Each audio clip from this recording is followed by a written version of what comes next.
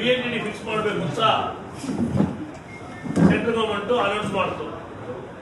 ಅದು only tourist ವೆಹಿಕಲ್ಗೆ ಮಾತ್ರನೇ ಇದ್ದಿದ್ದು. ಇತ್ತೀಚೆಗೆ ಕೋಟ್ಯಾಂತರ ರೂಪಾಯಿ ಇದರಿಂದ ಅವ್ಯವಹಾರ ಆಗಿದೆ. ಒಂದು ಸ್ಟೇಟ್ ಅಲ್ಲಿ 3,000 ರೂಪಾಯಿ, ಒಂದು ಸ್ಟೇಟ್ ಅಲ್ಲಿ 15,000 ರೂಪಾಯಿ. VLTD ಫಿಕ್ಸ್ ಮಾಡಬೇಕಾದ ಅವಶ್ಯಕತೆ ಏನು? ನಮ್ಮ ಲಾರಿನಲ್ಲಿ ಗೂಡ್ಸ್ ವೆಹಿಕಲ್ ಅಲ್ಲಿ ಇದು ಅಗತ್ಯನೇ ಇಲ್ಲ. ಆತರ VLTD ನಲ್ಲಿ ಪ್ಯಾಸೆಂಜರ್ ಸೆಕ್ಟರ್ ಕೂಡ ಫಿಕ್ಸ್ ಮಾಡಿದ್ದಾರೆ. ಎಲ್ಲರ ಒಂದು ಇನ್ಸಿಡೆಂಟ್ ಇದ್ರ ತನಕ ಸ್ಟೇಟ್ ಗವರ್ಮೆಂಟ್ ಆಗಲಿ ಸೆಂಟ್ರಲ್ ಗವರ್ಮೆಂಟ್ ಆಗಲಿ ಅದನ್ನ ಐಡೆಂಟಿಫೈ ಮಾಡಿದ್ಯಾ? ನಮ್ಗಂದ್ರೆ ಮಾಡಿಲ್ಲ. ಇದರಿಂದ ಹಲವಾರು ಸಲ ನಾವು ಚರ್ಚೆ ಮಾಡಿದ್ವಿ ಅವ್ರ ಹತ್ರ. VLTD ಕಮರ್ಷಿಯಲ್ ವೆಹಿಕಲ್ಗೆ ನೆಸೆಸಿಟಿ ಇಲ್ಲ ಅಂತ 6 ತಿಂಗಳು ಪೋಸ್ಟ್ಪೋನ್ ಮಾಡಿದ್ರು. 6 ತಿಂಗಳು ಪೋಸ್ಟ್ಪೋನ್ ಮಾಡಿದ ತಕ್ಷಣ ಪುನಃ ಇಂಪ್ಲಿಮೆಂಟ್ ಮಾಡಿದ್ರು.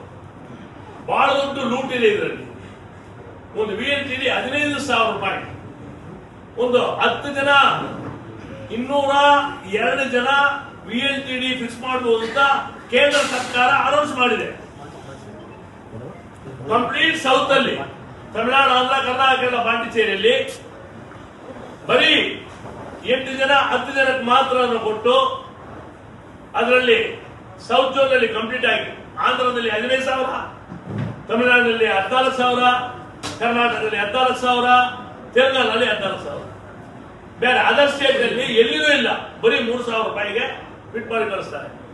ಆದ್ರಿಂದ ಅದು ಇಂಪಾರ್ಟೆಂಟ್ ಆಗಿ ನಾವು ಬಹಳ ಖಂಡಿಸ್ತೀವಿ. ಏನೇ ಕಾರಣಕ್ಕೂ VLTD ನಮ್ಮ ಕಮರ್ಷಿಯಲ್ ವೆಹಿಕಲ್ಗೆ ಬೇಡ ಎಂಬ ನಿರ್ಧಾರನ ನಾವು ಆಲ್ರೆಡಿ ತಗೊಂಡಿದ್ವಿ.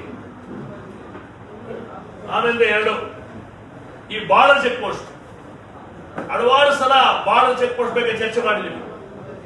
ಬಾರ್ಡರ್ ಚೆಕ್ ಪೋಸ್ಟ್ ಅಲ್ಲಿ ಕೋಟ್ಯಾಂತರ ರೂಪಾಯಿ ಅವ್ಯವಹಾರ ನಡೀತಾ ಇದೆ. ಇಡೀ ಭಾರತ ದೇಶದಲ್ಲಿ ಎಲ್ಲೆಲ್ಲಿ ಬಿಜೆಪಿ ರೂಲಿಂಗ್ ಇದೆಯೋ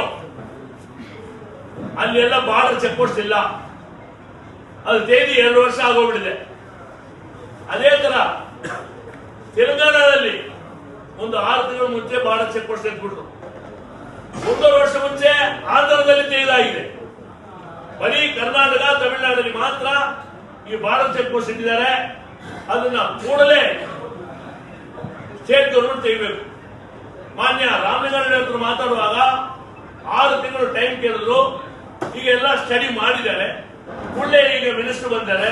ಅದನ್ನ ಚರ್ಚೆ ಮಾಡಿ ಬಾರ್ಡರ್ ಚೆಕ್ ಪೋಸ್ಟ್ ಕೂಡಲೇ ತೆಗಿಲಿಕ್ಕೆ ಮಾನ್ಯ ಟ್ರಾನ್ಸ್ಪೋರ್ಟ್ ಮಿನಿಸ್ಟರ್ ಅವರು ತೀರ್ಮಾನ ಮಾಡಬೇಕು. ಮಾನ್ಯ ಮುಖ್ಯಮಂತ್ರಿಗಳವರು ಇದ್ರ ಬಗ್ಗೆ ಚರ್ಚೆ ಮಾಡಿ ಕೂಡಲೇ ಇದ್ರ ಬಗ್ಗೆ ಒಂದು ತೀರ್ಮಾನ ತಗೋಬೇಕು ಅಂತ ನಾವು ಕಳಕಳೆ ಮನವಿ ಮಾಡ್ಕೊಡ್ತೀವಿ. ಆಮೇಲೆ ರಿಫ್ಲೆಕ್ಟರ್ ಸ್ಟಿಕ್ಕರ್, ಒಂದು ಸ್ಟಿಕ್ಕರ್ 1,500 ರೂಪಾಯಿ ಒಂದು ಲಾರಿಗೆ. ತಮಿಳುನಾಡಲ್ಲಿ 7,000, ಆಂಧ್ರದಲ್ಲಿ 14,000, ತೆಲಂಗಾಣದಲ್ಲಿ 12,000, ನಮ್ಮ ಕರ್ನಾಟಕದಲ್ಲಿ 6,000. ಈ ತರ ಬಹಳ ಸ್ಟಿಕ್ಕರ್ದು ಪ್ರಾಬ್ಲಮ್ ಆಗಿದೆ. ಇದರಲ್ಲಿ ಪಬ್ಲಿಕ್ ಸೆಕ್ಟರ್ ಪರವಾಗಿಲ್ಲ, ಇವರು ಪ್ರೈವೇಟ್ ಅವರು ಬಂದು ಕೋಟ್ಯಾಂತರ ರೂಪಾಯಿ ಇದರಲ್ಲಿ ದೋಸ್ಕೊಂಡು ಹೋಗ್ತಾ ಇದ್ದಾರೆ. ಸರ್ಕಾರಕ್ಕೆ ಏನಿದ್ರಲ್ಲಿ 1 ರೂಪಾಯಿ ಕೂಡ ಇನ್ಕಮ್ ಇಲ್ಲ. ಕೂಡಲೇ ಅದನ್ನು ಚರ್ಚೆ ಮಾಡಿ ತೆಗಿಬೇಕು ಅಂತ ನಾವು ಕಳೆ ಮನವಿ ಮಾಡ್ಕೊಳ್ತಾ ಇದ್ದೀವಿ.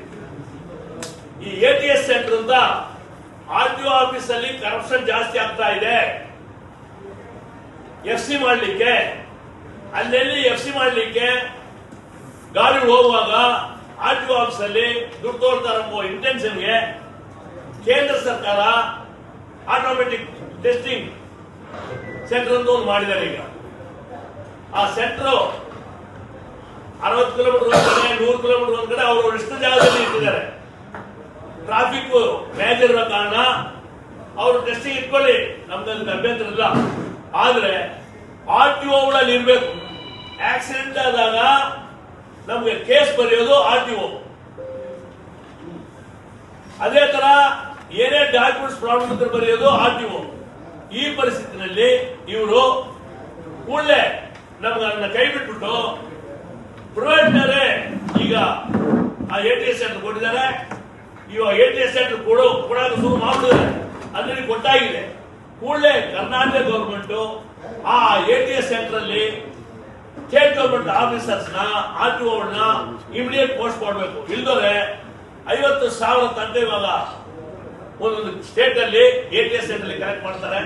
ಅದೇ ತರ ಇಲ್ಲಿ ಬಂದ್ಬಿಡುತ್ತೆ. ಸರ್ಕಾರ ನಿಗದಿ ಮಾಡಿರೋದು ಅವರಿಗೆ 1,000, 1,500 ರೂಪಾಯಿ. ಅದನ್ನ ಬಿಟ್ಬಿಟ್ಟು ಇವ್ರ ಪಾರ್ಟಿಗೆ ಇವ್ರು 8,000, 10,000 ಕೇಳಲಿಕ್ಕೆ ಶುರು ಮಾಡಿದ್ರೆ. ಆಲ್ರೆಡಿ ನಲ್ಮಂಗಲದಲ್ಲಿ ಒಂದು ATS ಸೆಂಟರ್ ಅಲ್ಲಿ ಈ ತರ ಆಗ್ತಾ ಇದೆ. ಅದನ್ನು ನಾವು ಬಹಳ ಖಂಡಿಸ್ತೀವಿ. ಕೂಡಲೇ ಸರ್ಕಾರ ಇದ್ರ ಬಗ್ಗೆ ಚರ್ಚೆ ಮಾಡಿ ಒಂದು ನಿರ್ಧಾರ ತಗೋಬೇಕು ಅಂತ ನಾವು ಅವ್ರನ್ನ ಕಳಕಳೆ ಮನೆ ಮಾಡ್ಕೊತಾ ಇದ್ದೀವಿ. ಆಮೇಲೆ ಈ ಚಲಾನ ಒಂದು ಬಂದಿದೆ. ಕರ್ನಾಟಕದಲ್ಲಿ ಎಲ್ಲ ಕಡೆ ಕ್ಯಾಮೆರಾ ಇದೆ. ಕ್ಯಾಮೆರಾದಲ್ಲಿ ಇಳಿದ ತಕ್ಷಣ ಕೇಸ್ ಹಾಕಿ ಕಳಿಸ್ಬಿಡ್ತಾರೆ. ತಮಿಳುನಾಡಲ್ಲಿ, ಆಂಧ್ರದಲ್ಲಿ, ತೆಲಂಗಾಣದಲ್ಲಿ ಈ ಚಲಾನ್ ಅಂತ ಇಂಪ್ಲಿಮೆಂಟ್ ಮಾಡಿದ್ದಾರೆ. ಎಲ್ಲೋ ಅಲ್ಲಿ ಕೂತಿರ್ತಾರೆ ಆಫೀಸರು, ಅವರಷ್ಟಕ್ಕೆ ಕೇಸ್ ಬರೆದು ಬಿಡ್ತಾರೆ. ಕೋಟ್ಯಾಂತರ ರೂಪಾಯಿ ಅದರಿಂದ ಲಾರಿ ಮಾಲೀಕರಿಗೆ ತೊಂದರೆ ಆಗ್ತಾ ಇದೆ. ಅವರು ಎಲ್ಲೋ ಕೂತ್ಕೊಂಡು ಕೇಸ್ ಬರೆಯೋದು ಬಿಟ್ಬಿಟ್ಟು ಈ ತರ ಮಾಡಬೇಕು. ಅದೇ ತರ ನಾವು ಬೇಡ ಅಂತ ಹೇಳಿಲ್ಲ.